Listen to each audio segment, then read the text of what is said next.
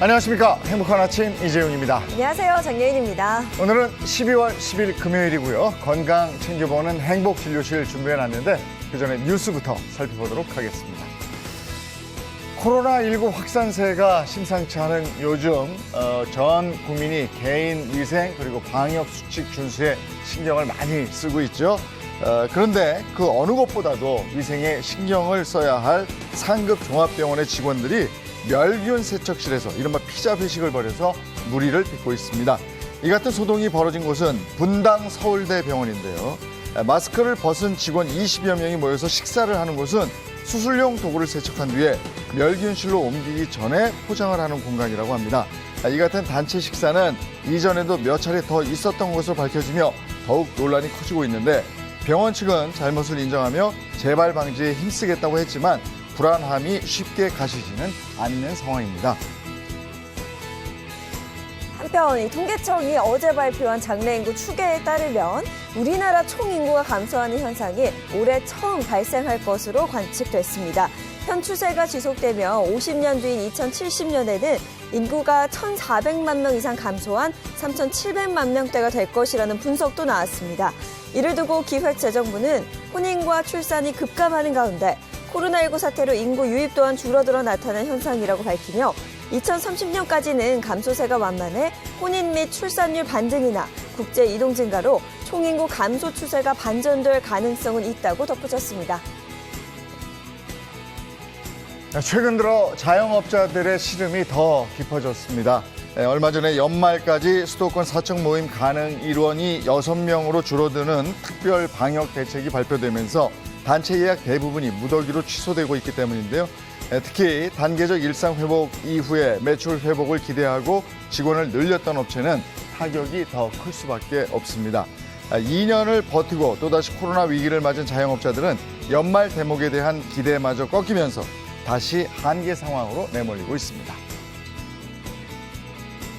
좀처럼 코로나19 확산세가 잡히지 않고 있죠. 그런데 이 병상을 기다리는 확진자가 수도권에만 1,000명이 넘어섰는데도 의사가 없어 이 병상 가동을 할 수 없는 상황입니다. 코로나19 확진자가 급증하면서 이 병원 주차장에 마련했던 음압병실을 지난달 30일부터 가동할 계획이었지만 담당할 의료진을 구하지 못해 10일째 방치되고 있는 건데요. 이를 두고 확진자 대비 수도권 의료 대응 역량이 지난주 이미 111%를 넘긴 상황에 의료 체계가 한계치를 넘어선 게 아니라는 우려도 커지고 있습니다. 네, 코로나19 현황입니다. 9일 0시 기준 국내 발생 신규 확진자는 7,102명으로 누적 확진자 수는 49만 6천여 명으로 집계됐습니다. 한편 코로나19 백신 1차 접종자는 전날보다 4만 5천여 명이 늘어나서 총 4,282만여 명을 넘어섰고요. 2차까지 접종한 누적 접종 완료자는 4,150만여 명으로 집계됐습니다. 네, 이어서 오늘 날씨 소식 전해드리겠습니다. 오늘 전국이 대체로 흐린 가운데 서쪽 지역을 중심으로는 비 예보 나와 있습니다. 다만 그 양이 많지는 않겠는데요. 자세한 비의 양은 5mm 미만이거나 빗방울이 떨어지는 정도겠습니다. 비와 함께 초미세먼지 농도 나쁨 수준이 예상됩니다. 오늘 하루도 마스크 착용 올바르게 해주셔야겠습니다. 이어서 오늘 기온 보시면요. 오늘 아침 최저 기온 0도에서 11도, 한낮 최고 기온은 8도에서 17도 선이 예상됩니다. 오늘 하루 수도권과 충청, 대구를 중심으로 종일 초미세먼지 농도 나쁨 수준 예상되니까요. 마스크 철저하게 쓰시고 또 개인 위생에 신경 써주셔야겠습니다. 12월 10일 금요일 행복한 아침 지금 시작합니다.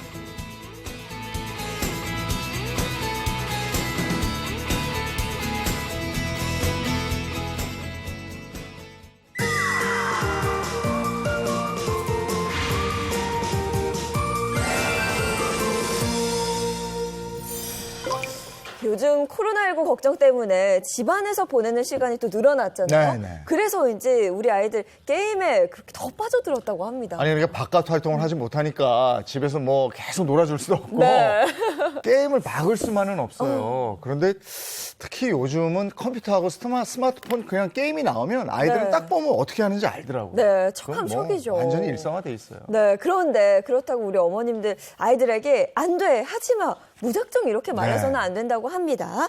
게임을 똑똑하게 활용하는 방법을 배워야 된다고 하는데요. 어떤 방법인지 영상으로 함께 확인해 보겠습니다. 과거엔 야외 놀이터에서 추억을 쌓았던 우리 아이들. 지금은 4차 산업혁명에 따라 변한 놀이문화도 조금 달라졌는데요. 이젠 실내 공간에서 핸드폰과 컴퓨터를 통한 게임을 하게 된 것입니다. 하지만 이러한 변화를 마냥 받아들이긴 힘들다고요. 이미 사회적 문제를 일으킬 정도로 심각하게 변질된 게임 중독. 오늘은 현명하게 게임과 소통하는 방법에 대해 알아봅니다. 딸의 게임 습관이 걱정인 한 가정집. 따라왔어. 학교 잘 다녀왔답니다. 네. 추웠죠, 우리 딸. 여느 때처럼 학교를 마치고 돌아왔는데요. 딸이 방으로 들어가네. 손 씻고 들어가셨는데. 손 씻는 것도 마다하고 딸이 하려는 것은 바로 게임입니다. 조금만 하고 하자. 이제 초등학교 1학년을 마친 혜원이는 집에 오면 늘 게임기를 달고 삽니다. 입학 때 사준 개인 핸드폰도 화근인데요. 한번 게임을 시작하면 끝도 없기 때문에 엄마는 늘 초조합니다. 혜원아, 오늘도 게임하고 있네. 엄마의 잔소리에 애교로 넘어가는 딸 혜원이. 시간은 흐르고 저녁이 다 되도록 꼼짝없이 핸드폰만 바라보고 있습니다. 뭐 아무래도 보기만 하니까 걱정되기는 하죠. 이제 혜원이의 일상은 게임이 차지해버렸는데요. 누군가 나서지 않으면 식사도 거르기 일쑤라고요. 혜원아, 숙제 다 했어? 엄마의 말은 듣는 둥 마는 둥 이미 게임과 몰아일체. 숙제 다 하고 나면 그때 엄마가 핸드폰 게임 해줄게. 계속되는 잔소리에도 끄떡없는 딸의 엄마는 애간장이 탑니다. 혜원아, 이제 숙제하자. 드디어 책을 펴는 혜원이. 게임에 몰입한 이후 집중력이 떨어지고 엄마와 대화도 줄었다고요. 아무래도 의사소통할 때 또 너무 이게 몰입하다 보니까 이게 듣긴 들어야 하는데 이걸 못 듣고 있으니까. 혜원아, 게임 몰입하는 건 좋은데 그래도 한 번쯤은 바로바로 대답해줘. 그렇게 얘기하죠. 소리 지르고 말리는 것도 여러 번. 실내 생활이 길어지며 게임이 불가피하게 되자 엄마도 딸의 게임 습관을 포기하게 돼버렸습니다. 핸드폰과 PC, TV에 늘 깔려있는 게임을 막기가 힘들어진 것이죠. 해볼까? 디리디리디 안 해? 뭐 게임에 열중하다 보니까 뭐 10시가 되면 또 조금만 더 졸르다 보니까 그게 11시가 되고 또 졸르다 보니까 그게 12시가 돼서 좀 그래서 걱정되죠. 게임하면 기분도 좋아지고 스트레스도 풀려요. 밖에 나가서 노는 것보다 집에서 게임하는 게 더 좋아요. 게임에 몰입하는 딸과 그 모습이 답답한 엄마. 과연 둘의 좁혀지지 않는 갈등을 해결할 수 없을까요? 건강한 게임은 실제로 건강한 사람이 할 수 있습니다. 예를 들어서 부모님과의 관계가 좋지 못합니다. 그래서 게임을 해요. 이건 게임으로 도피하는 거거든요. 근데 부모님과의 관계도 좋고 관심도 많이 받고 있다는 걸 알고 있고 친구들과도 큰 문제가 없습니다. 그러면 게임으로 도피하는 게 아니죠. 게임으로 가서 내가 스트레스를 해소하든 아니면 무언가 성취감을 가지든 그리고 다시 돌아와서 사회적인 에너지를 만듭니다. 혜원이와 비슷한 갈등을 겪는 사람들을 위해 현명한 게임법을 알려주는 곳을 찾아왔습니다. 게임은 그냥 세상을 바꾸는 모든 피드백 시스템입니다. 실제로 한국 게임 시장의 규모는 지속적으로 성장하는 추세. 게임은 이제 하나의 산업이 됐습니다. 게임 인재원에서는 게임 기획, 게임 그래픽스, 게임 프로그래밍 학과가 모여서 프로젝트를 진행함으로써 문화적으로 질적으로 향상하기를 기대하고 있습니다. 증가하는 게임 산업과 언택트 시대에 맞춰 게임의 개발과 교육을 운영하고 있는 게임 인재원. 이번 강의를 통해서 앞으로의 게임을 만들어 나갈 때 역량과 책임에 대해서 다시 한번 생각해보는 계기가 되었습니다. 게임에 대한 제 인식이 평상시에 비해서 좀 더 넓어지는 것을 알 수 있었고, 앞으로 저도 게임을 만들게 된다면 그런 이제 사람들 사이의 갭을 좀 메울 수 있는 그런 게임을 만들 수 있도록 노력하고 싶습니다. 게임은 끊임없이 스코어와 랭킹 혹은 그에 준하는 다양한 피드백을 주죠. 그런데 우리 아이들은 왜 게임을 할까요? 그러니까 그런 피드백을 세상으로부터 못 받거든요. 가장 중요한 건 네가 바람직한 행동을 했으니 이제 휴대전화를 쓰게 해준다라는 식의 생각은 조금 안 좋은 연결고리를 만들 가능성이 크다는 거예요. 이래서 바람직한 행동을 일과 혹은 노동처럼 느끼게 만들고 그 다음에 게임과 스마트폰을 상으로 만드는 그런 순환 관계가 있으면 이건 반드시 끊어내야 됩니다. 게임이라는 하나의 단순한 명사가 아니라 과연 우리는 게임적인 그런 요소들을 교육에 구현하고 있는가 혹은 아이들의 학습에서 그거를 잘 만들어내고 있는가 이런 고민들을 해야 되죠. 건강한 게임을 위한 혜원이의 맞춤형 솔루션 한번 시작해 볼까요? 혜원아, 엄마 이거 좀 소개 좀 해줄래? 이거는 저울에서 지금 먼저 엄마도 게임을 부정적으로 보기보다는 게임의 문화를 이해하고 수용해야 하는데요. 아이의 놀이를 인정하는 것이 바로 소통의 지름길입니다. 혜원아, 우리 생활계획표 한번 만들어 볼까? 혜원이가 하고 싶은 걸 한번 그려보고 엄마가 조율을 엄마랑 해보자. 두 번째는 게임 과몰입을 막기 위한 일일 시간표 만들기. 친구랑 전화 했다. 딸도. 혜원아, 계획표 잘 지킬 수 있지? 와, 잘했어. 혜원아, 계획표대로 조금씩 노력해가지고 줄여나가도록 해보자.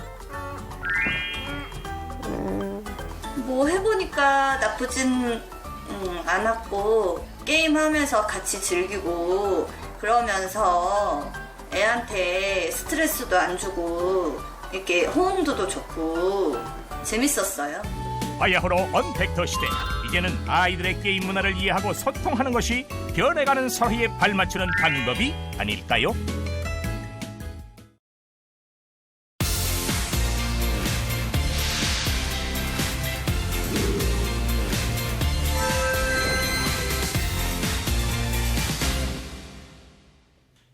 네, 금요일입니다. 건강 같이 한번 챙겨보시죠. 행복진료실 문 열겠습니다. 네, 먼저 든든한 주치의 선생님들부터 소개해드리겠습니다. 장민호 신경과 교수, 모사한 한의학 박사입니다. 반갑습니다. 안녕하세요. 반갑습니다. 차윤환 식품생명과학 박사, 이보은 요리연구가입니다. 어서 오세요. 네, 안녕하세요. 반갑습니다. 자, 오늘 어떤 주제로 진료할까요? 첫 번째 힌트부터 주시죠. 최근 10년 동안 부동의 1위. 부동의 1위. 이거는 어떤 뭔가 질환이겠죠? 질환 관련돼서인데. 아니 뭔지 몰라도 부동의 1위라고 하니까 엄청나게 즐기고 정말 끈질긴 그런 병인 것 같아요. 뭐 암이나 심혈관 심혈관 계통. 이건 또 이제 쭉 생각나는데? 흔해가지고. 흔해서. 심내혈관은 얼마 전에 했고. 그러니까. 자, 두 번째 힌트 주시죠. 네. 두 번째 힌트는요. 성인 7명 중 1명. 야, 7명 중에 한 명이면 여기서도 누군가는 그렇죠. 해당이 아니, 그러니까 됐다는 얘기는 이렇게 얘기하니까 확 무서워지는데. 네. 자, 바로 주제 보죠, 뭐. 예. 네, 행복진료실 오늘의 주제는요. 당뇨 타파, 장화열색소부터 잡아라입니다. 아, 당뇨군요. 이제 많은 분들이 아마 건강검진들 하셨을 거예요. 12월에 건강검진들 맞아요. 또 네. 몰려있기도 하고. 하니까. 근데 당뇨가 은근히 걱정돼요. 나이 들면서. 그렇죠. 근데 이게 부동의 1위예요. 어떤 게 부동의 1위냐면 사실 사망률 1위는 암이죠. 암을 따라잡을 게 없죠. 그런데 최근에 발표된 한 논문에서 2008년부터 2018년까지 10년간 우리에게 큰 부담을 주는 질병에 대한 연구가 있었어요. 그러니까 이 평생에 걸쳐 살면서 가장 크게 나를 힘들게 하는, 고달프게 하는 질병이 뭐냐? 여기에 부동의 1위가 10년 동안 변하지 않고 당뇨였다는 겁니다.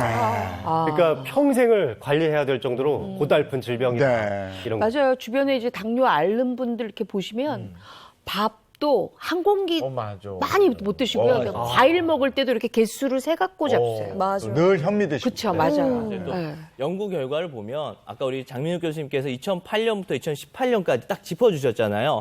이 고령화가 이때 이제 또 급격하게 많이 진행이 됐는데 2008년도에 이 65세 이상 인구는 10.3%, 2018년도에는 14.4%까지 쭉 올라가게 됐어요. 이러다 보니까 질병에 부담하는 질병 부담 순위도 많은 변화가 있었는데 예전에는 진짜 질병 위주 뭐 천식이나 뭐 충치 이런 것들이었는데 이후로는 역시나 노령 인구가 많아지다 보니까 퇴행성 근골격 질환, 뭐 신경계 질환들이 많아졌습니다.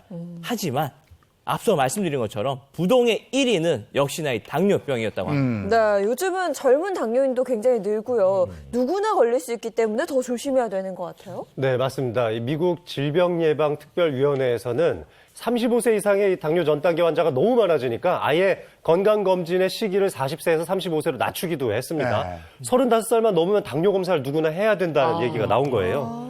이 당뇨 전 단계가 걸리면은 사실 5년 이내 실제 당뇨가 걸릴 가능성도 40% 이상이나 되니까 주의를 정말 기울여야 되는데 우리나라 30세 이상 성인 4명 중 1명이 바로 이 당뇨 전 단계에 해당됩니다. 근데 이 당뇨 전 단계에서는 충분히 자기가 관리를 좀 하면 당뇨 단계로 안 가거든요. 근데 이 전 단계에서 관리를 잘못하면 바로 당뇨로 간다는 건데 그만큼 또 이제 당뇨가 심해지는 거죠. 점점. 맞습니다. 이 전 단계 이때를 골든 타임이라고 생각을 하셔야 되는데 이 치료 시기를 놓치는 경우에 나중에 합병증으로 고생하는 경우가 상당히 많죠. 아까 이 30세 이상 성인 4명 중 1명이 전 단계라고 했는데 7명 중 1명은 실제 당뇨입니다. 그런데 더 심각한 것은 이 당뇨를 앓고 있는 이분들 중에 3분의 1이 내가 당뇨인 걸 알지만 치료를 제대로 못 받고 있는 분들이 많습니다. 결국 이때에 합병증이 시작된다고 볼 수 있겠는데 벌써 우리나라 당뇨 인구가 당뇨 전 단계 포함해서 1,000만 명에 육박하고 있습니다. 이 중에 50대가 80% 이상이라고 하니까 이 중장년층에 넘어가면서부터 당뇨병에 대한 심각성을 반드시 생각해 보셔야 되겠습니다. 네, 당뇨 인구 1,000만 명 중에 한 분이 또 저희 집에 계시거든요. 오늘 당뇨 타파법 제대로 한번 배워보도록 하겠습니다. 그렇죠. 이제 빠샤 하는 이 당뇨 타파법. 자, 오늘 제가 제가 준비한 비법은 오늘 처음 보시는 분이 좀 많으실 거예요. 그럼 궁금하시면 끝까지 채널 고정해 주십시오. 자, 당뇨 타파, 당화 혈색소부터 잡아라 이렇게 되어 있는데 하나하나 차근차근 보겠습니다. 당뇨 타파 키워드? 네, 당뇨병을 하면 뭐 유전적인 영향을 워낙 많이 받기도 하지만 사실은 식습관 또 나의 생활하는 환경의 영향을 너무 많이 받죠. 그래서 무엇보다 예방이나 관리가 중요하다고 할 수 있겠는데요. 그래서 오늘 제가 제시한 것이 바로 당뇨 관련 키워드 2가지고요. 지금부터 깐깐한 장 교수 진료를 시작하겠습니다. 네, 그러면 첫 번째 키워드부터 한번 살펴볼까요? 네, 자, 첫 번째 키워드 소개를 해드리겠습니다. 첫 번째 키워드는 바로 방금 말씀드렸던 바로 이 당화혈색소죠. 당화혈색소의 이 건강한 정상 수치를 아셔야 되는데 정상인이라면 4%에서 5.7% 사이가 나와줘야 됩니다. 이 5.7%가 넘어가면 이미 당뇨 전 단계라고 볼 수 있고요. 6.5%가 넘어가면 이제 당뇨가 시작된 겁니다. 저게 이제 뭐 이렇게 건강검진 가서 하면은 몇 개월 동안 좀 많이 드셨네요 하는 게 바로 저거죠, 맞아. 이제. 그렇죠. 바로 이 몇 개월 동안이라는 말이 중요한데요. 이 당화혈색소는 2달에서 3달 이 평균적인 혈당 수치를 나타내는 겁니다.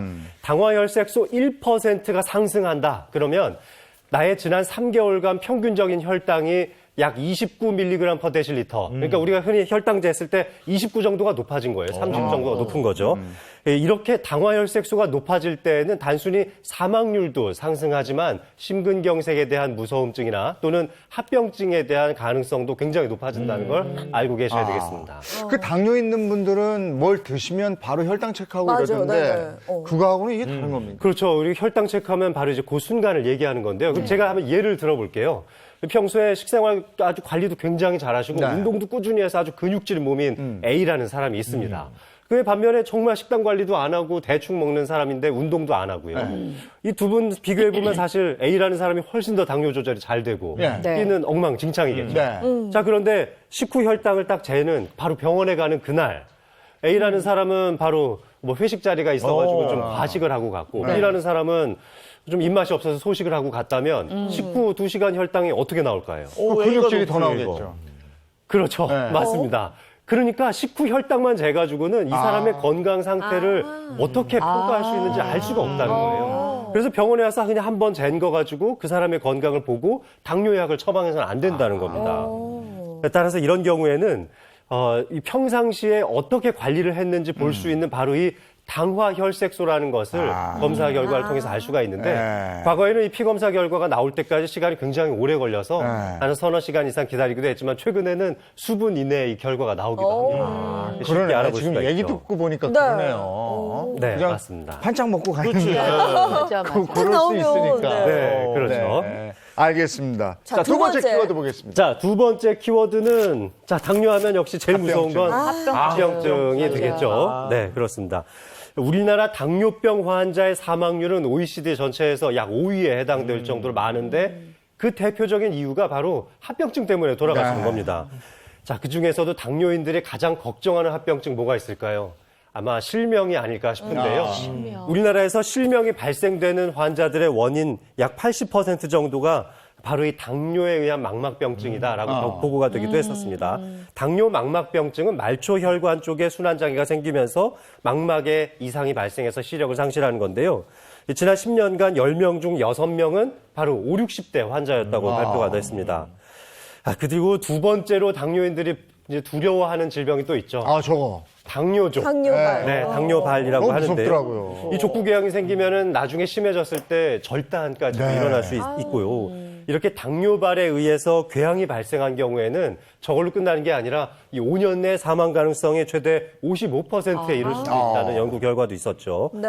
이렇게 따져보면 사실 유방암의 사망률보다도 3배나 높은 수준이니까 당뇨발이 얼마나 심각한지 알 수 있습니다. 저런 무시무시한 합병증에 걸리지 않기 위해서 관리를 해야 되는데 어떻게 관리하면 좋을까요? 결국 그때그때마다의 혈당을 재는 것도 중요하지만 그러니까 혈당 스파이크가 일어나는 분들이 많아요. 식후에 갑자기 올라갔다가 또 조금 지나면 갑자기 훅 떨어져서 식후 2시간에 재보면 또 정상인 것처럼 보이기도 합니다.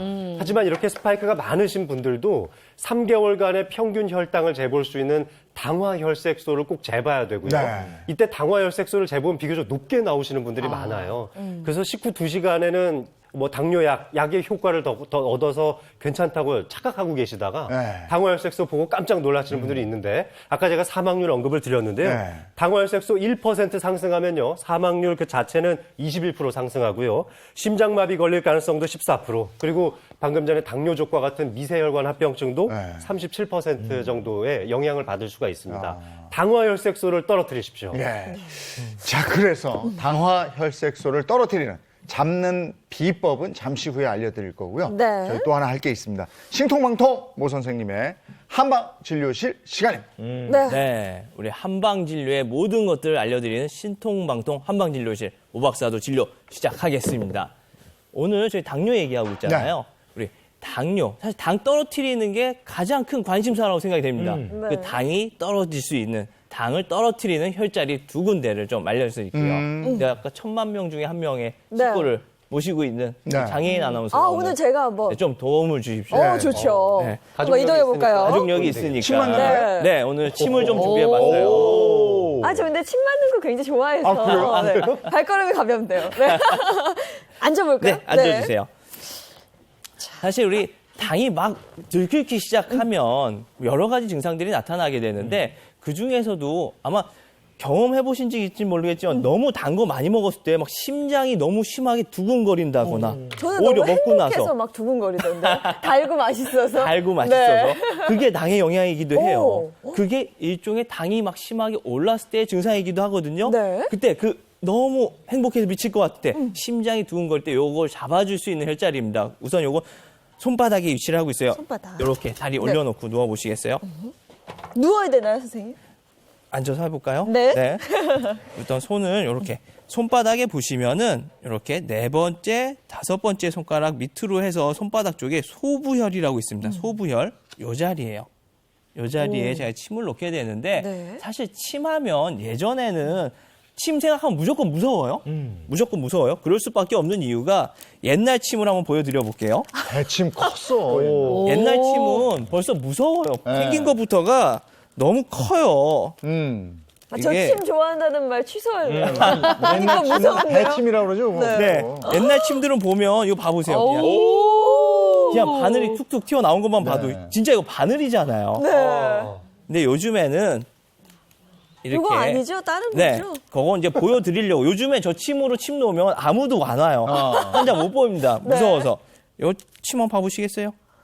요즘 침은 좀 엄청 얇긴 얇아요. 하네요. 네네, 확실히. 잘 보이지도 않을 정도로 엄청 얇습니다. 그러면 우선 소독을 진짜 하고 가늘게 생겼네. 네. 손을 이렇게 하시고 위에다가 그냥 다리만 딱 이렇게? 꽂고 좋습니다. 위에다 딱 받쳐 놓으세요. 조금 떨리는데요, 선생님. 떨릴 필요 없어요. 이렇게 큰 침 놓는 거 아니잖아요. 와, 이건 손바닥에 정말. 네. 손바닥에 이렇게 소독을 하고 봐볼게요. 자, 그러면 이 자리에 우와. 아파요? 진짜 낫네요. 따끔. 오, 우와. 진짜 많네. 소부혈입니다. 이 자리는 우리 혈중에 혈당이 너무 많이 퍼져 나오고 인슐린이 제대로 작용을 하질 않을 때 자극을 해주는 것만으로도 인슐린 분비가 도움이 될 수 있고요. 또 심장 두근거림을 좀 많이 이렇게 안정화시켜 줄 수 있는 네. 소부혈이 되겠어요. 소부혈에 이어서 이건 좀 빼드릴게요. 네. 소부혈에 이어서 당뇨침이 있다는 건 예전에도 야. 저 조선시대 이런 때도 당뇨 환자들이 있었다는 거죠. 당시에 옛날에 세종대왕 맞아요. 네. 소갈증 있으셨다고. 맞습니다. 네. 소갈이라고 해서 예전부터 요걸 집에서는 침을 안 하면 그냥 꾹꾹 눌러주고 눌러만 지압해 주는 주는 것도. 걸로도 효과가 있어요. 맞아요. 눌러주는 것만으로도 큰 효과를 보실 수가 있어요. 네. 다음으로는 우리 족삼리라고 하는데 다리 좀 거둘게요. 네. 쭉 될까요? 오케이. 여기에 보면 족삼리는 우리 복강에 있는 여기서 뭐 배가 아프거나 설사가 난다거나 뭔가 복부에 문제가 생겼을 때 무조건 1번으로 취혈하는 자리입니다. 족삼리혈. 무릎 밑으로 내려오다 보면 이렇게 비골두가 하나 잡혀요. 네. 뼈가 하나 톡 튀어나온 게 있습니다. 거기서 한 1.5에서 2cm 정도만 내려오면 돼요. 요 자리입니다. 요 자리. 여기도 침을 하나 놔드릴게요. 어머.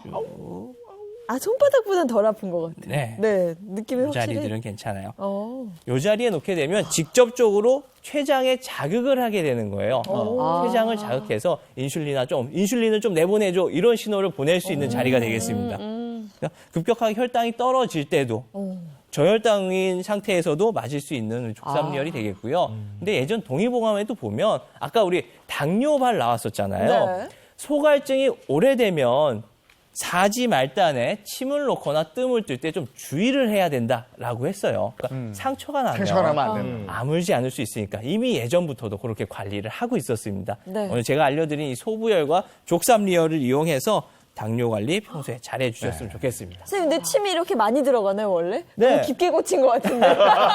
괜찮은 거 그렇게 맞죠? 아프진 않았죠? 네, 아프진 않았어요. 저는 가족력이 있어서 아무래도 네. 평소에 그 당뇨에 대한 생각을 항상 하거든요. 그 뭐 지압을 해주거나 가서 이렇게 침을 맞는 게 확실히 도움이 될 거라는 생각이 드네요. 네, 될 수 있습니다. 잘 배워봤습니다. 네. 고맙습니다.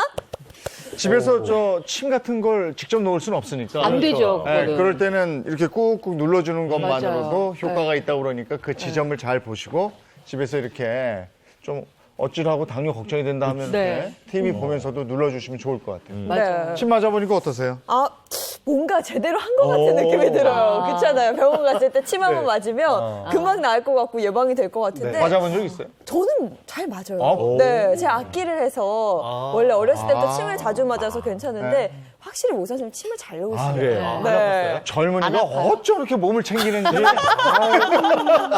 건강해야죠. 네. 챙기는 거 보면 50이 넘은 것 같아요. 아이고. 자, 이번에는 네. TV로 배워보는 부부 요가 교실 시간입니다. 오늘은 당뇨에 도움이 되는 그런 요가는 어떤 건지 한번 배워보도록 하겠습니다. 두 분 모시겠습니다. 어서 오세요. 반갑습니다. 자, 인사 부탁드리겠습니다.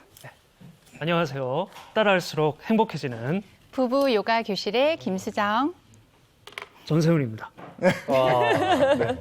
자, 그럼 TV로 배우는 부부 요가 교실 본격적으로 좀 시작해 볼까요? 네, 오늘은 당뇨병 관리의 가장 기본이라고 할 수 있는 혈당 관리에 도움이 되는 동작 우카타사나를 배워보겠습니다.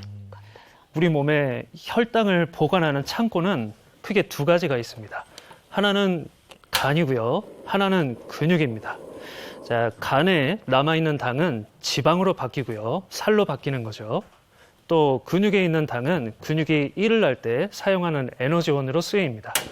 따라서 유산소 운동으로 지방을 좀 태워줘야 하겠고요.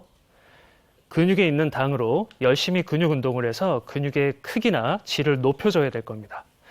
그래서 유산소 운동, 근력 운동 두 가지 모두 당뇨에 있어서 아주 중요한 부분이라고 할 수 있겠습니다. 아니 근데 전세훈 선생님은 얘기를 들으면 이렇게 마음이 편해져요. 맞아요. 아주 그렇죠. 진짜 톡톡한 목소리를 가지고 있어요. 그리고 몰입이 확 돼요. 맞아요. 오늘 장 네. 교수님 한 번 더. 저도 도전 다 또 해봐요. 이미 벌써 빠져 있습니다. 네. 가운 벗고 준비하고 있었습니다. 자, 그럼 시작해 볼까요? 자, 유산소 운동 그리고 근력 운동 두 가지를 동시에 할 수 있는 요가 자세를 시작을 해보겠습니다. 자, 먼저 매트 가운데에 서주시고요. 서로 마주보고 서볼까요? 옆모습으로 보여드리겠습니다. 자, 먼저 엄지 발가락을 서로 붙이고요. 뒤꿈치를 살짝 벌려주면 양발의 바깥쪽에 있는 발날이 11자 수직이 되는 게 눈에서 보이실 겁니다. 자, 다음은 열 발가락을 들어 올려 볼까요? 자, 균형을 잘 잡은 상태에서 무릎을 90도까지 접어주겠습니다. 자, 서로 인사하는 것처럼 몸을 앞으로 조금 숙여 볼까요? 자, 이 각도에서 양 팔을 45도, 몸이 향한 방향으로 손을 쭉 뻗어서 손바닥끼리 이렇게 살짝 눌러주는 겁니다. 자, 이 자세의 시선은 엄지 손가락이에요. 숨 한번 깊게 쉬어볼까요? 네, 좋습니다. 충분히 호흡을 한 후에는 몸을 일으키면서 자세에서 벗어나시면 돼요. 자, 자세를 잠깐 했는데도 힘이 좀 느껴지시죠? 네, 다리가 좀 후들거리는 것 같은 느낌이 들었습니다. 그렇습니다. 이 우카타사나 자세의 뜻은 강한 자세라는 뜻입니다. 굉장히 힘을 많이 쓰죠. 자세를 그냥 하는 것도 중요하겠지만 자세를 어떻게 하는지가 좀 더 중요한 이야기일 겁니다. 그래서 포인트에 대한 이야기를 몇 가지 해볼게요. 자, 아까 열 발가락을 들어 올렸는데요. 일상생활의 균형에 대한 이야기입니다. 우리가 평소 걷거나 또는 서 있거나 또는 요가 자세, 운동 같은 것을 할 때 근육을 올바르게 사용을 하려면 몸의 균형부터 바로 잡혀야 될 겁니다. 하지만 일상생활을 하다 보면 균형을 잡는 근육, 배나 엉덩이, 허벅지, 정강이 같은 근육을 쓰지를 않고 편한 습관을 들이는 거죠. 발가락을 바닥을 꽉 움켜쥐는 것처럼 이렇게 구부린 채로 발가락으로만 균형을 잡는 겁니다. 자, 이렇게 하다 보면 당장은 편하겠지만 시간이 지날수록 발가락, 발목, 정강이 부분만 피곤해지고 균형을 잡는 데 쓰는 이 큰 근육들은 점점 역할을 잃어가겠죠. 그래서 오늘의 자세에서는 열 발가락을 들고 하는 겁니다. 자, 이 상태에서 넘어지지 않을 만큼 몸을 앞뒤로 조금씩 흔들어 볼까요? 자, 몸을 뒤로 기울일 때는 뒤꿈치가 좀 더 바닥을 꼭 누르고 있는 게 아마 느껴지실 겁니다. 몸을 앞으로 기울였을 때는 앞꿈치가 좀 더 꽉 눌려지는 게 느껴지실 거고요. 자, 이 두 뒤꿈치와 앞꿈치가 한쪽으로 기울지 않게 몸의 방향을 잘 지켜서 균형을 잡으시면 됩니다. 자동으로 큰 근육을 사용할 수 있는 올바른 자세가 될 거예요. 다음은 무릎에 대한 이야기입니다. 자, 자세를 취했을 때 무릎을 90도까지 접으면 여기 보시는 것처럼 발가락의 위치보다 무릎의 위치가 좀 더 앞으로 나가 있게 돼요. 자, 훈련이 되지 않은 분들 입장에서는 이 무릎 관절에 무리가 좀 올 수 있습니다. 안전하게 하기 위해서는 무릎이 발가락과 일직선상에 있거나 또는 좀 더 뒤에 가 있어야 될 거예요. 방법은 몸을 앞으로 기울이는 겁니다. 근데 얼마나 기울여야 되는지 잘 모르겠어 라고 한다면 무릎 위에 손을 올려놓고 지금 보시는 것처럼 기대듯이 숙이는 거죠. 이 상태에서 90도까지 무릎을 접어주면 일직선상에 있거나 또는 발가락보다 더 뒤에 위치해 있을 겁니다. 다음은 허리에 대한 이야기입니다. 자, 지금 이분은 아랫배 쪽에 힘을 다 빼고 있어요. 선을 보시면 허리 부분이 이렇게 오목하게 들어가 있습니다. 이 말은 곧 기립근에서 엄청나게 긴장을 하고 있다는 뜻이에요. 긴장을 풀어주기 위해선 반대쪽에 있는 아랫배를 안쪽으로 끌어오는 느낌을 가져야 될 겁니다. 자, 지금 보면 허리가 잘 서 있죠? 배에 다시 힘을 툭 풀어볼까요? 이거는 긴장하고 있는 허리 다시 끌어올리면 균형에 알맞는 몸통이 될 수 있습니다. 자, 다음은 팔의 각도입니다. 서서 머리 위로 합장을 해볼까요? 자, 보시는 것처럼 팔의 각도와 허리의 각도를 일직선으로 너무 쭉 세우기만 하면 어깨에 긴장이 좀 들 수 있습니다. 긴장을 풀기 위해선 팔의 각도를 좀 더 낮춰주시기를 바랄게요. 그래도 어렵다면 양손을 벌려서 어깨 너비로 각을 맞춰주시면 좀 더 부드럽게 할 수 있을 겁니다. 마지막으로 시선에 대한 이야기입니다. 머리 위로 합장을 하고 엄지손가락을 보면 지금 보시는 것처럼 목이 뒤로 뿅 하고 나와 있죠. 목이 꺾인 겁니다. 목을 보호를 하기 위해서 고개를 좀 더 숙여주고 눈동자만 위로 조금 들어 올려주는 거죠. 자, 얼굴은 좀 무서울 수 있겠지만 목의 건강을 위한 자세이니까 꼭 이 얼굴 모양을 해주시길 바랄게요. 자, 이제 자세에서 포인트들을 정리를 해보겠습니다. 10발가락을 들어 올려주고요. 무릎을 90도까지 접어서 무릎 위에 손을 기대듯이 얹어줍니다. 앞으로 숙인 상태에서 복부를 보호해야겠죠. 아랫배 있는 부분을 하늘 쪽으로 끌어올려줍니다. 자, 손 합장 모양을 만든 후에 어깨가 뻐근한 것 같다면 팔의 각도를 낮춰주시기를 바랄게요. 그래도 어려우면 살짝 벌려주면 됩니다. 자, 아까 좀 무서운 얼굴이었죠. 고개를 숙이고 눈동자만으로 엄지손가락을 보는 겁니다. 자, 이제 자세에서 천천히 벗어나시면 돼요. 자, 자세와 포인트의 설명은 여기까지입니다. 근력 운동과 유산소 운동 두 개가 중요하다고 했었죠. 지금 자세를 보시는 것만으로도 몸에 근력이 엄청나겠구나 이런 느낌이 좀 드실 겁니다. 단 깊은 호흡을 동반하지 않으면 유산소 운동이 되지 않아요. 그래서 시작에서 자세에서 벗어날 때까지 꼭 깊은 숨으로 자세를 소화하시기를 바랍니다. 인사 한번 해보겠습니다. 합장해서 이마에 붙이고 고개 숙일게요. 나마스테. 감사합니다. 네, 고맙습니다. 고맙습니다. 네, 전세훈, 김수정 강사님 고맙습니다. 네, 잘 배워봤습니다. 야, 우리 장 교수님도 점점 더 잘해요. 아니, 굉장한 실력자예요, 숨 실력자. 아니, 이 요가가 맞나 봐, 운동에. 제가 스쿼트를 매일 하루에 100개 정도 하는데 지금 이 동작을 해보니까 제 자세가 좀 불안했다는 생각이 들어요. 그게 스쿼트가 천천히 하면서 이게 되는 거잖아요, 그죠? 네. 근육 운동. 제 운동 자세가 한층 더 좋아진 것 같습니다. 감사드립니다. 알겠습니다. 요가까지 같이 배워봤고요. 이번에는 당뇨 밥상입니다. 장수 네. 밥상인데? 네, 당뇨 밥상이에요? 오늘은 특별히 당뇨 밥상을 준비를 했는데요. 사실 저희 친정 아버님이 당뇨세요. 그렇기 때문에 어렸을 때부터 당뇨 식단을 집에서 많이 이렇게 해왔거든요. 그래서 어떻게 해야지 가장 맛있으면서도 혈당을 낮추는 당뇨 밥상을 만들 수 있을까 제가 좀 고민을 했습니다. 그래서 오늘은요 당뇨 밥상 비밀 대방출을 할 겁니다. 네. 근데 당뇨 식단을 보게 되면 굉장히 식단 제한해서 드시잖아요. 그렇잖아요. 이게 푸짐하게 먹기가 힘들거든요. 그렇죠. 그래서 오늘은요 당뇨 밥상 중에 딱 요 세 가지만 아시면 당뇨 밥상을 정말 푸짐하면서도 맛있게 드실 수가 있는데요. 그 세 가지가 뭐냐면 당뇨 식단의 바로 꿀팁 세 가지. 하나는 저당. 두 번째는 저탄수화물. 세 번째는 노밀가루입니다. 노밀가루. 우리가 보통 이제 떡이나 빵처럼 이 단순단은 혈당을 갑자기 확 올리기 때문에 우리가 마음껏 드실 수가 없거든요. 근데 빵, 떡, 이거 참기 어려워. 이거 못 참죠. 너무 맛있어요. 그래서 당뇨 식단의 꿀팁은요, 바로 대체 재료를 사용하라입니다. 바로 요 앞에 보시면은 이제 저당으로 할 경우에는 설탕 대신에 스테비아를 쓰시면 되는데요. 이 스테비아는 일단 몸에 흡수가 좀 덜 되고요. 그다음에 혈당을 좀 떨어뜨려주는 그런 효과가 있습니다. 두 번째는 고추장입니다. 바로 저당 고추장을 사용하는데 이 저당 고추장 역시 당을 한 87%까지 내려줄 수가 있고요.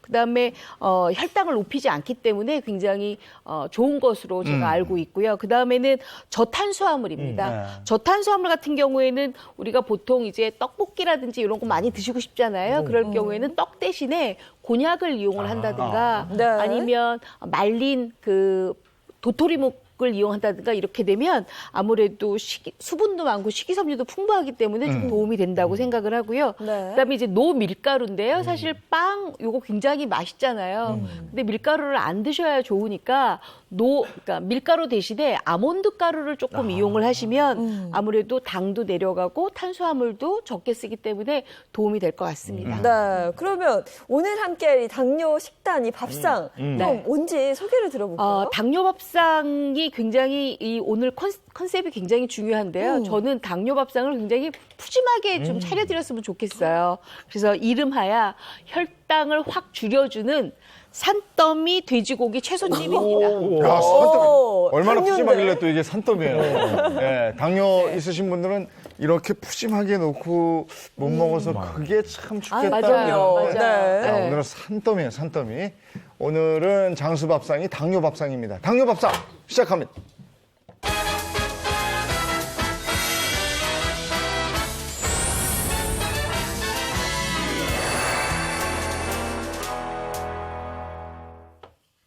오늘의 당뇨 밥상은 산더미 돼지고기 채소찜입니다. 이만큼 나올 겁니다. 기대해 주십시오. 네. 부탁합니다. 산더미 돼지고기. 그럼 네, 오늘 네. 주 재료가 돼지고기인데. 네, 돼지고기예요. 이게 당뇨 식단으로 괜찮은 거예요, 돼지고기? 일단 돼지고기가 당뇨 완화에 도움이 된다고 해서 제가 갖고 나왔는데요. 그 이유가 있어요.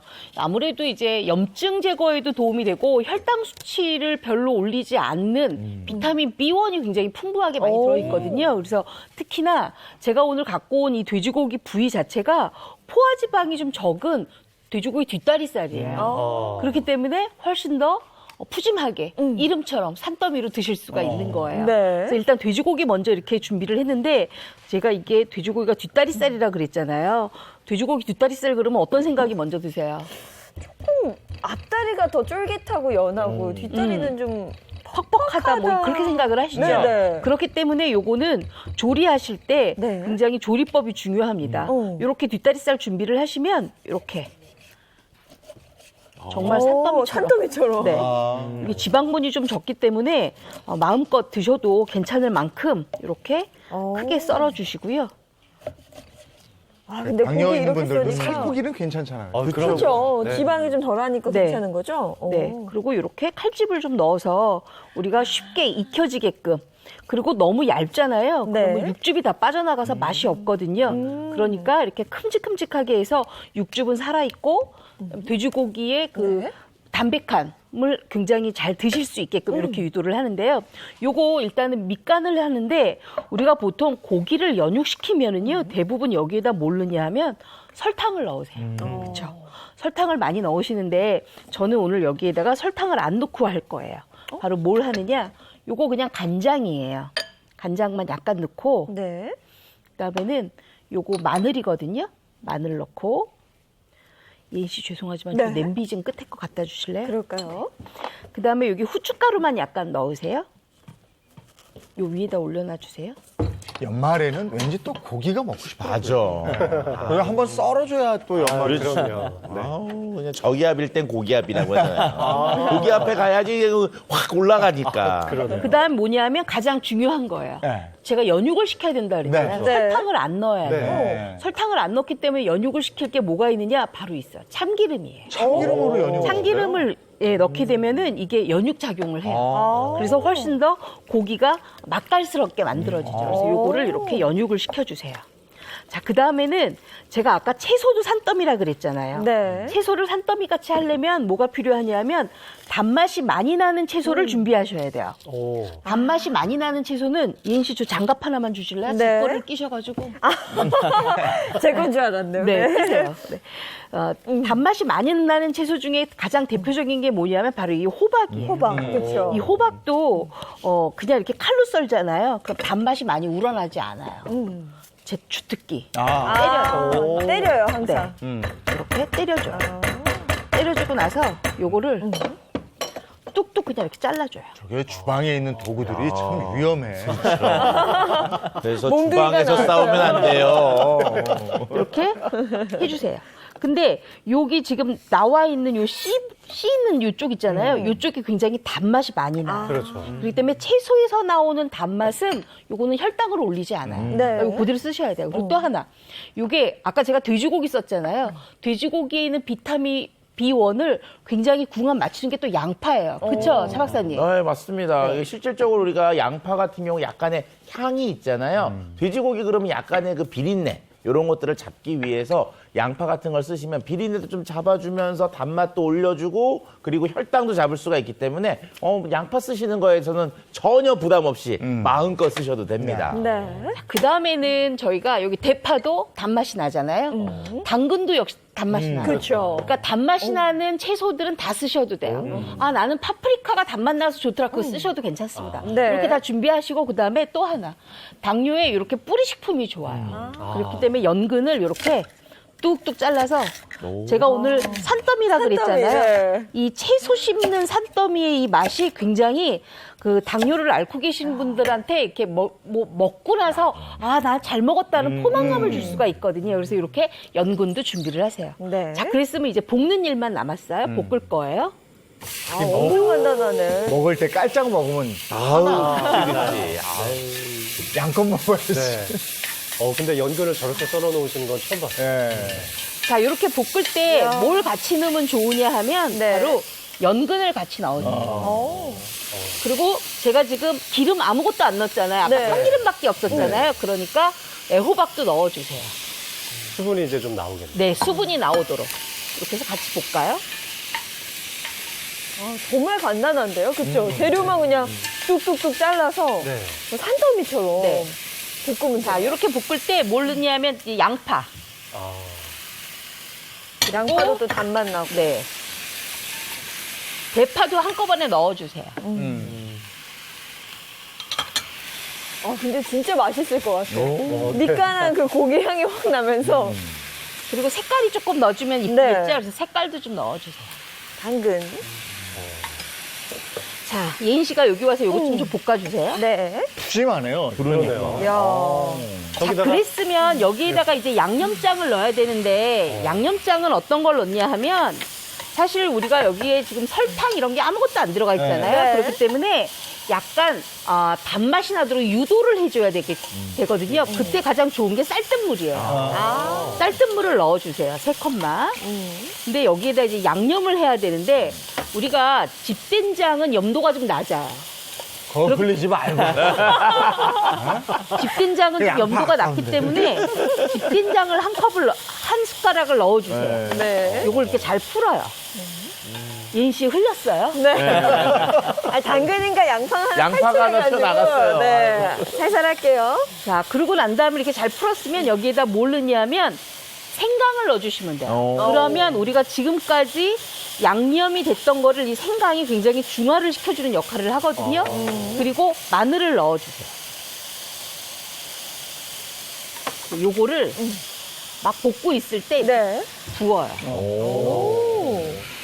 그래서 이제부터 찜을 하면 되는데 제가 왜 찜을 선택을 했냐면 당뇨를 앓고 계시는 분이 구이를 하거나 이러면 안 돼요. 조리법도 굉장히 중요하거든요. 이렇게 뭉근하게 재료가 우러나는 찜을 해야 굉장히 당뇨를 앓고 계신 분한테 좋거든요. 이렇게 준비를 해주시고요. 자, 그러면 이게 이렇게 끓어야 되니까 끓고 있을 때 우리는 뭘 하느냐? 바로 이 옆에 보시면 센 불에서 이렇게 10분을 끓였어요. 그럼 이렇게 되거든요. 보이시죠? 우와. 맛있겠는데요? 네. 이렇게 됐으면 여기서부터 이제 어떻게 하느냐? 뚜껑을 덮고 40분을 찜을 하세요. 40분 완전히 푹 익히시는 거예요. 왜냐하면 부드럽겠네요, 그렇게 약한 불에서 찜을 해야 이 안에 있는 즙이 다 올라와요. 채즙이. 그렇기 때문에 돼지고기가 혹시라도 포화지방 조금이라도 갖고 있는 거를 다 이 채즙이 없애주는 역할을 하는 거예요. 그리고 달달하게 감칠맛 있게 드실 수가 있어요. 자, 그랬으면 이 옆에 이렇게 완성이 됐어요. 그게 40분 끓여놓은 거예요? 네. 40분 끓여놓은 거에 요것만 넣으시면 돼요. 청양고추, 그다음에 홍고추 넣고, 그다음에 마지막으로 뭘 넣냐 하면 요거.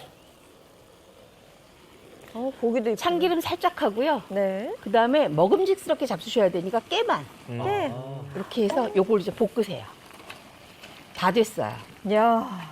요게 채소 산더미 찜이에요. 그럼 이 채소 산더미 찜을 정말 산더미처럼 담아서 내시면 요거 국물까지 해서 비벼 잡수실 수 있거든요. 네. 여기에다가 현미 현미를 넣은 밥, 현미로 밥 지은 네. 거에다가 저는 저희 집은 30년 동안 보리밥, 현미밥을 엄청 많이 먹었거든요. 그래서 같이 해서 잡수시면 왜 우리 현미가 소화 안 된다고 약간 좀 먹기 힘들다고 하시잖아요. 굉장히 부드럽게 다 드실 수가 있어요. 오늘 이제 기쁜 소식은 전원 시식이라고. 와. 기쁜 소식이에요. 네. 이게 된장을 풀어서 아까 준비하셨는데 네. 카레 같은 걸 넣어도 맛있을 것 같고요. 그쵸. 카레로도 맛있죠. 네. 카레 향만 싹 올라가더군요. 오늘 전원 시식이라고요? 네. 아, 정말요? 아, 근데 시간은 얼마 없어요. 지금 8시 19분 40초거든요. 따로 담아 드릴 걸 그랬나 보다. 이렇게. 네. 이렇게 담아서 잡수시면 가져다 드릴게요. 저는 저 연근이 되게 궁금해요. 어떤 크게 썰어서 식감일지? 연근을 요거 먹어보고 연근의 그러니까요. 식감이 굉장히 좋아요. 연근은 또 워낙에 우리 몸에 좋다면서요. 그렇죠. 맞아요. 요즘 진짜 뜨는 식품 중에 하나죠. 이렇게 근데 준비가 아까 됐습니다. 저염 고추장 말씀하셨는데 네. 된장도 요즘 저염 된장들이 나와요. 맞아요. 저염 된장 나와 있어요. 네. 근데 가장 좋은 건 집에서 된장을 직접 만들어서 그거를 하시는 게 가장 좋아요. 집에서 만들 때도 간장을 좀 많이 네. 빼면 저염이 만들어져요. 집에서 직접 만드는 사람들이 많지 않아서. 요즘엔 진짜 어렵죠. 네. 네. 여기 있습니다. 냄새도 좀 그렇고요. 자, 요거 시식을 한번 해보시고. 네. 여기도. 자, 얼른 한번 먹어보죠. 저는 고기가 없어요. 제 거 하나 드릴게요. 고기가 없어요. 저는 연근을 한번 좀 먼저 먹어보고 싶은데요. 고기 더 줘요? 부드러워. 맛있어요? 너무 맛있다. 맛있네요. 네. 이 연근이 아주 적당히 익힌 그 약간 아삭함이 남아있는 감자 같은 느낌이에요. 맞아요. 네. 그렇기 때문에 이게 식감도 일단 좋고 그다음에 이제 우리가 당뇨를 앓고 계시는 분들이 가장 취약한 게 뭐냐 하면 너무 많이 먹어서 조금 힘들까 봐. 근데 요거는 소화도 잘 돼요. 왜냐하면 채소에 채즙으로 다 버무렸기 때문에. 아니 근데 그리고 당뇨식이라는 게 찜이잖아요. 어떤 맛을 잘 못 느끼는 그냥 덤덤한 네. 음식인데 요건 아주 맛있네요. 네. 간도 너무 좋아요. 레시피 보겠습니다. 당뇨 관리하느라 푸짐한 식사가 어렵다는 분들을 위한 맞춤 밥상이 준비됐습니다. 상다리 부러지게 먹어도 걱정 없는 당뇨 밥상 지금부터 시작해 볼까요? 오늘의 메뉴는 산더미 돼지고기 채소찜입니다. 돼지고기는 사방 3cm 크기의 삼각형 모양으로 썰어 칼집을 내주고 진간장, 마늘, 참기름, 후춧가루로 밑간을 해줄 건데요. 밑간을 할 때 참기름을 쓰면 고기가 더 부드러워진답니다.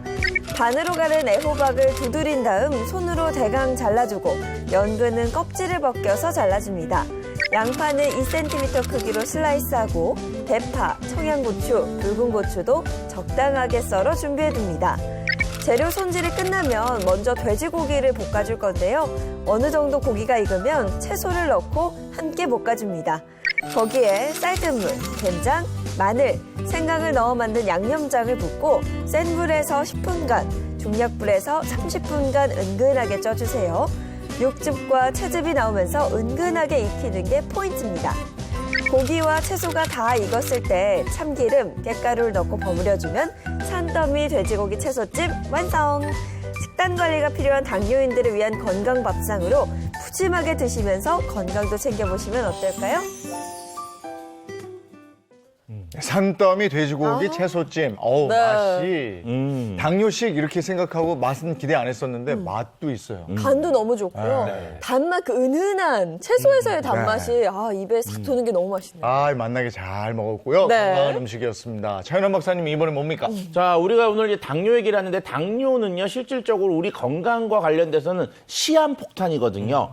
분명히 언젠가는 터질 수 있는 가능성이 있는데 오늘은 이것으로 이 당뇨에 대한 것을 이겨낸 분이 있어서요. 영상으로 준비했는데 먼저 만나고 오시죠. 등장부터 심상치 않죠? 흥이 넘치는 오늘의 주인공.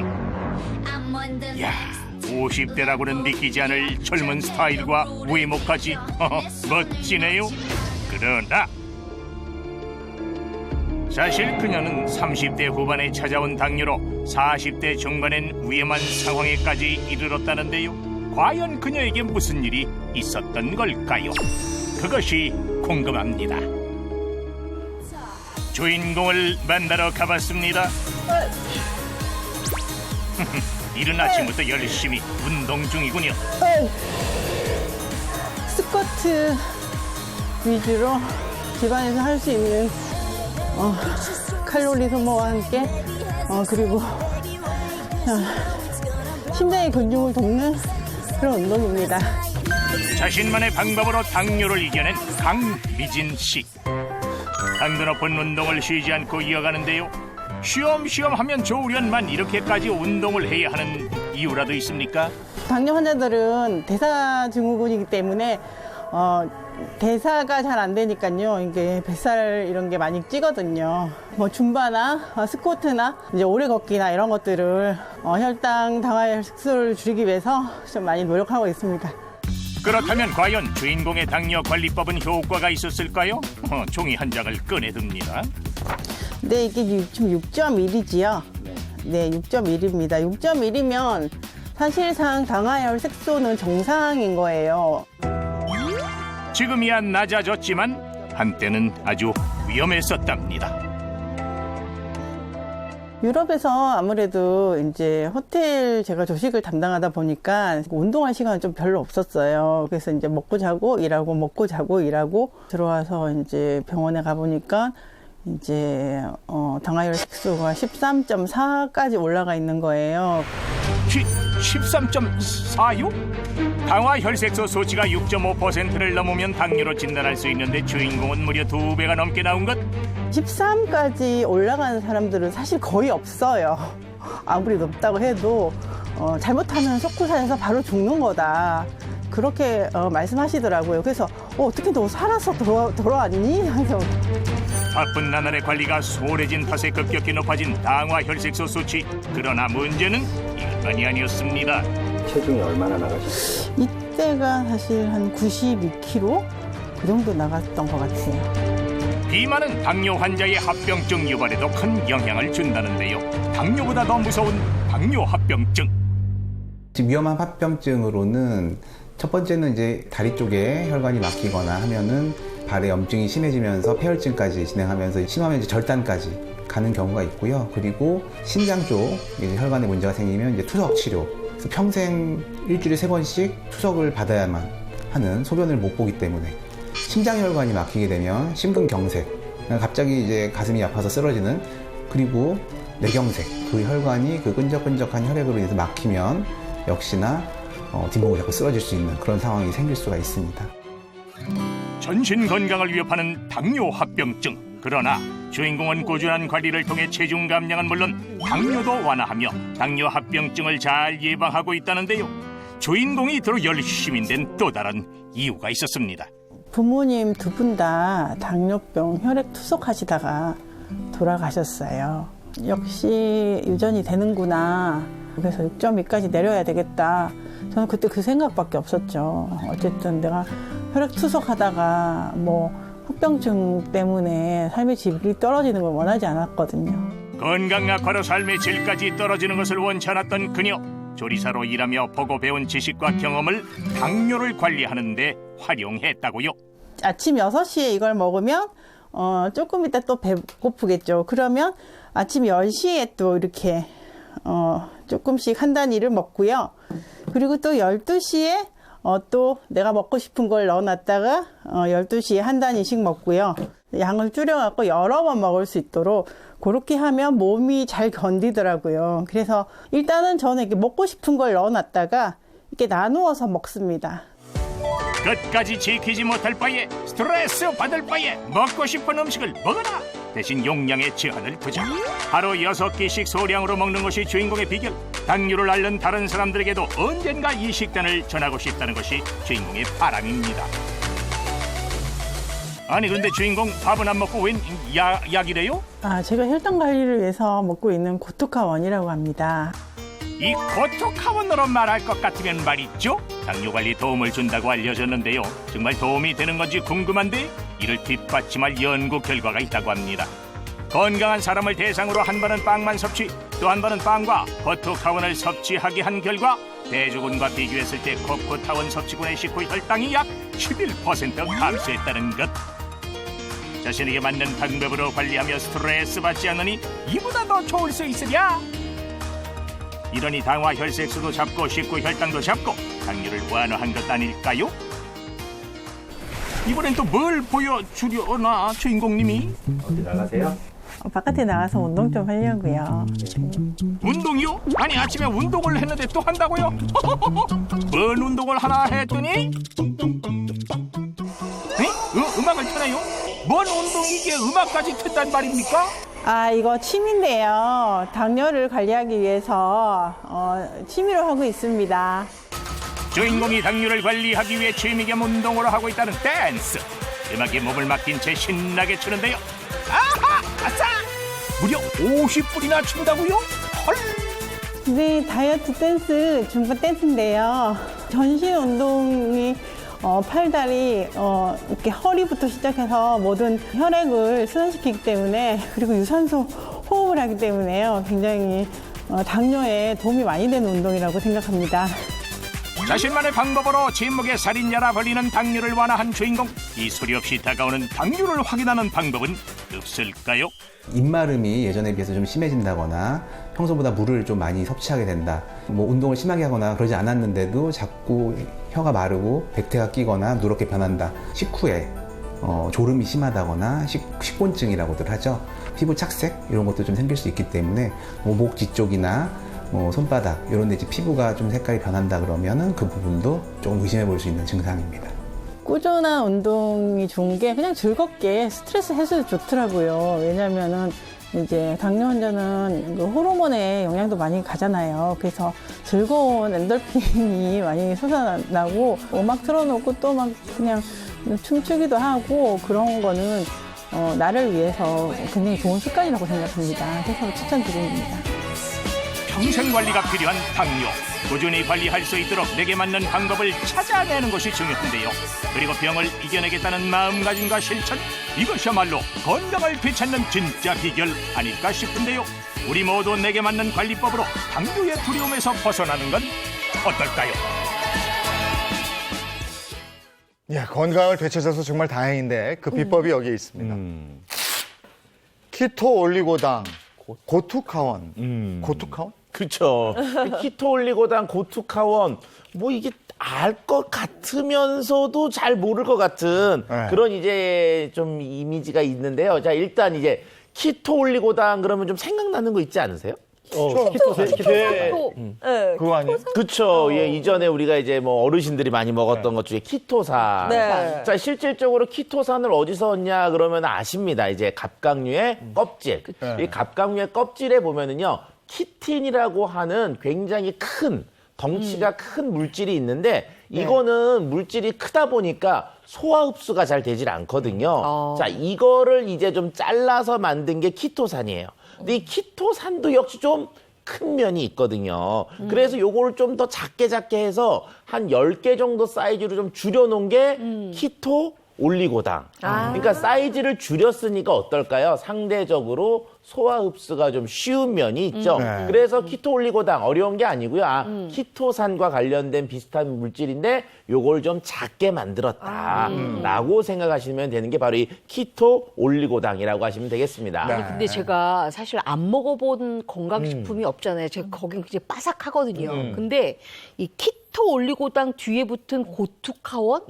이거는 뭔지 모르겠어요. 그렇죠. 이게 뭐예요? 이제 뭐 키토 올리고당까지는 내가 좀 알 것 같은데 고투카원은 도대체 어느 동네야? 뭐 이런 생각을 하실 수가 있습니다. 자, 근데 이렇게 설명을 드리면 될 것 같아요.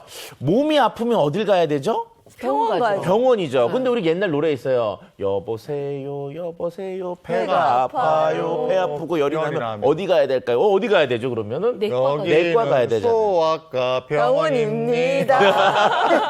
자, 우리가 이제 배가 아프면 내과를 가야 되고, 이게 뭐 관절이 아프면 정형외과를 가야 되는 것처럼 몸이 아프면 가야 되는 곳이 다르잖아요. 자, 키토 올리고당이라고 하는 것 자체는 병원과 같은 거고요. 그래서 옛날에 있었던 키토산과 키토 올리고당은 이게 혈중에 있는 콜레스테롤을 조절하는 기능성이 있었어요. 자, 그런데 최근에 나온 이 고투카원은 이 콜레스테롤이 아니라 혈당 감소에 도움을 주는 기능성이 있는 또 키토올리고당이 있거든요. 결과적으로 병원인데 종류가 다른 것처럼 같은 키토올리고당인데도 그것이 갖고 있는 기능성이 달라서 고투카원이라고 하는 이름을 좀 붙여본 것으로 얘기가 될 수가 있습니다. 이해가 되셨어요? 네, 그렇게 설명해 이해됐어요. 주시니까 알겠는데 이게 식약처에서 뭐 혈당 관련 기능을 인정을 받았어요? 네, 식후 혈당 감소 효능에 대한 인체 적용 시험을 해봤었는데요. 건강한 남녀를 대상으로 이틀간에 걸친 시험이었습니다. 첫째 날에는 빵만 섭취를 하게 했고요.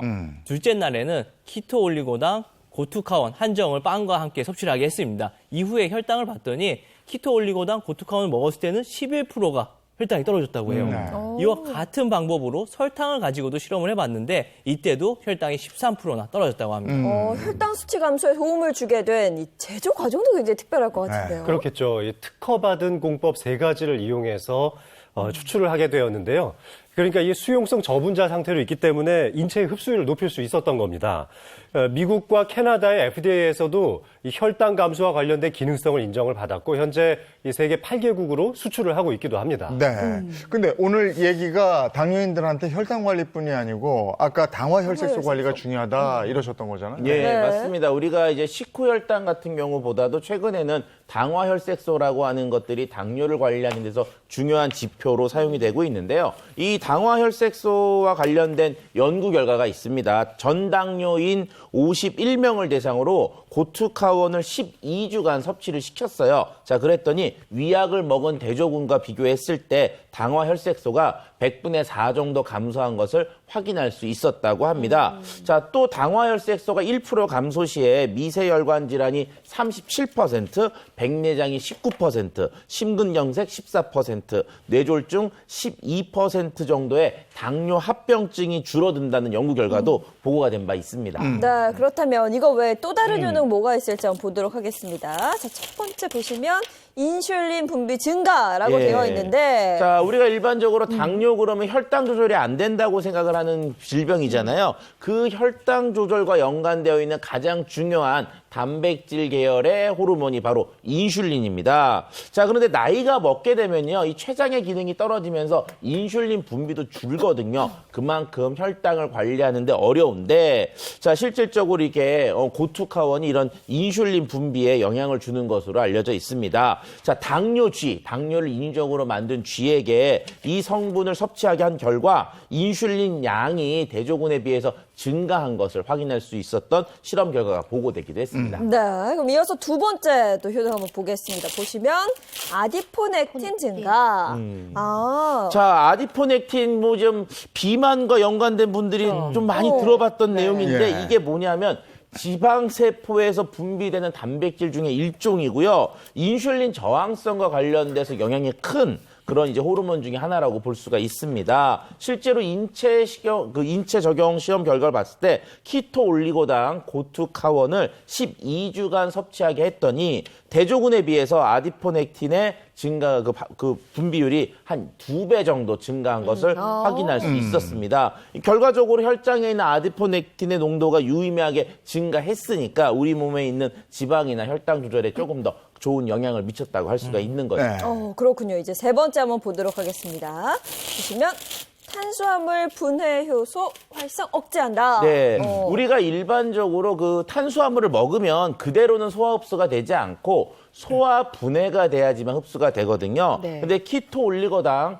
고투카원의 경우는 탄수화물을 분해하는 효소의 활성을 억제하는 데 도움을 주는 것으로 알려져 있습니다. 결과적으로 소화가 안 되니까 흡수가 원천적으로 막아지는 그런 효과를 기대할 수가 있고요. 그리고 혈당 역시 급격하게 오르는 게 아니라 천천히 오르는 것도 기대할 수가 있습니다. 자, 우리가 일반적으로 탄수화물 분해 요소로 알려져 있는 아밀라제나 스쿠라제 같은 것들을 했을 때 이런 것들의 그 활성을 억제시킨다고 하는 실험 결과가 보고되기도 했습니다. 네, 그래서 제가 실험 영상을 준비해봤습니다. 영상을 같이 한번 봐보실게요. 우리 2개의 비커에 물을 넣고요. 한쪽에만 키토올리고당, 고투카원을 섞어놓은 상태예요. 우리 탄수화물 분해 효소인 스쿠라제를 넣고 우리 설탕을 넣은 뒤에 포도당에 반응을 하는 이제 시약을 넣었더니 우리 넣지 않은 쪽만 포도당과 반응을 해서 색이 변한 걸 확인을 할 수가 있습니다. 이를 통해 우리 키토 올리고당, 고투카원이 탄수화물 분해 효소 활성을 억제해 탄수화물 흡수되는 걸 막아서 식후혈당 감소한다는 걸 확인을 했습니다. 탄수화물 흡수 막고 이러면 다이어트에도 도움이 되겠네요. 그렇죠. 이 당뇨 전 단계에 있는 성인 51명을 대상으로 12주간 이 섭취를 하게 시켰더니요. 이 섭취했던 그룹에서의 체지방률이 7% 정도 감소를 했고 허리 둘레인 경우에 1.6cm가 감소하기도 했습니다. 네, 섭취할 때 주의사항이 있을까요? 네, 갑각류를 원료로 만들기 때문에 갑각류 알레르기가 심한 분들은 섭취하실 때 좀 주의가 필요하고요. 그다음에 선택을 하실 때 인체 적용 시험 결과 중에 당화 혈색소 감소가 확인이 됐는지 이런 거 좀 확인하실 필요성이 있습니다. 아울러 식후 혈당 감소에 도움을 줄 수 있는 개별 인정을 받은 소재인지 확인하시는 것도 필요하고요. 하루 권장 섭취량의 경우는 750mg이니까 이 양도 지키는 것을 권하고 싶습니다. 네, 오늘은 당뇨, 당화 혈색소에 대해서 알아봤습니다. 건강하십시오. 고맙습니다. 고맙습니다. 오늘도 그렇고 주말 내내 포근할 거라고 그래요? 네, 기온이 제법 올라서 포근한데요. 미세먼지가 말썽입니다. 외출하실 때는 마스크 착용, 보건용 마스크로 잘 착용하시기 바랍니다. 좋은 하루 보내시고요. 저희는 다음 주 월요일 아침 7시 30분에 돌아오도록 하겠습니다. 행복한 아침, 행복한 하루, 그리고 행복한 주말 보내십시오. 고맙습니다. 고맙습니다.